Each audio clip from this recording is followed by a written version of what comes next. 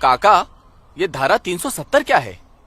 धारा 370 क्या है ये जानने के लिए 42 साल पीछे जाना होगा बेटा। अंग्रेजों ने टू नेशन थियरी के तहत हिंदुस्तान के दो टुकड़े कर दिए, एक हिंदुस्तान और पाकिस्तान।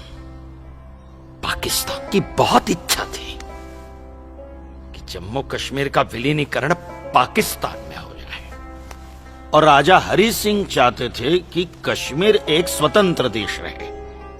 वो न हिंदुस्तान में विलीन होना चाहते थे न पाकिस्तान में, और तब पाकिस्तान ने खूनी खेल खेला।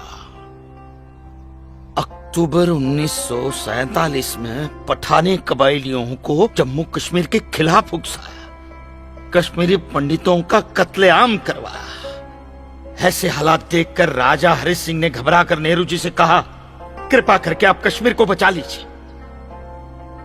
मैं ऐसे हालात में चाहता हूं कि कश्मीर का विलीनीकरण भारत में ही हो जाए, सेना भेजिए। लेकिन जब तक भारतीय सेना कश्मीर पहुंची बहुत देर हो चुकी थी। न जाने कितने कश्मीरी पंडितों का कत्लेआम हो चुका था। कश्मीर का 1/3 हिस्सा पठानी कबायलियों ने अपने कब्जे में कर लिया था। लेकिन अपनी इस नीच हरकत के बाद भी पाकिस्तान बाज नहीं आया। पठानी कबायलियों और भारतीय सेना के बीच युद्ध जारी रखा पाकिस्तान ने।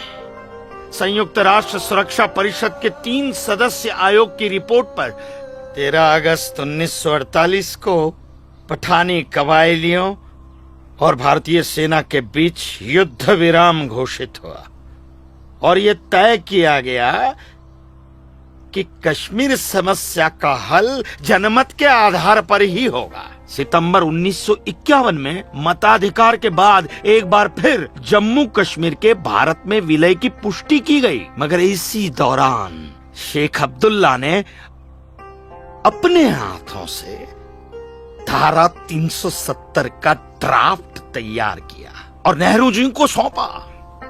सरदार पटेल और आम्बेडकर साहब की मर्जी के खिलाफ 1952 में नेहरू जी ने इसे लागू भी कर दिया। इसी धारा 370 की वजह से नेहरू जी ने कश्मीर को एक ऐसा विशेष दर्जा दे दिया जिसमें जम्मू कश्मीर राज्य ने हिंदुस्तान से अपना एक अलग संविधान स्थापित कर लिया। इसी धारा 370 की वजह से हमारे हिंदुस्तान का राष्ट्र ध्वज अलग है और कश्मीर का भी ध्वज अलग। इसी धारा 370 की वजह से कश्मीर की कोई भी महिला यदि भारत के किसी भी अन्य राज्य के नागरिक के साथ शादी करती है तो उस महिला की नागरिकता समाप्त हो जाती है। लेकिन यदि वो महिला अगर किसी पाकिस्तानी नागरिक के साथ शादी करती है तो पाकिस्तानी नागरिक कश्मीर का नागरिक हो जाता है, हिंदुस्तान का नागरिक हो जाता है। इसी धारा 370 की वजह से भारत के किसी भी अन्य राज्य का नागरिक जम्मू कश्मीर में जमीन खरीद नहीं सकता, व्यापार नहीं कर सकता। लेकिन जम्मू कश्मीर का नागरिक भारत के किसी भी अन्य राज्य में जाकर अपना व्यापार कर सकता है, जमीन खरीद सकता है, कुछ भी कर सकता है। अरे ये बिग लैंड एबोलिशन एक्ट क्या है पता है?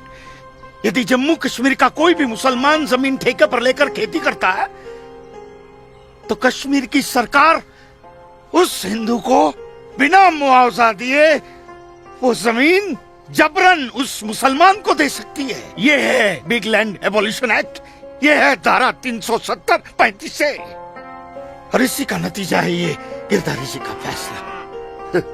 और सिर्फ यही नहीं, ये जो सरकार की ऋण निरस्तीकरण योजना है ना, इसके अंतर्गत उन सारे मुसलमानों का कर्जा माफ कर दिया जाएगा जो उन्होंने हिंदुओं से लिया।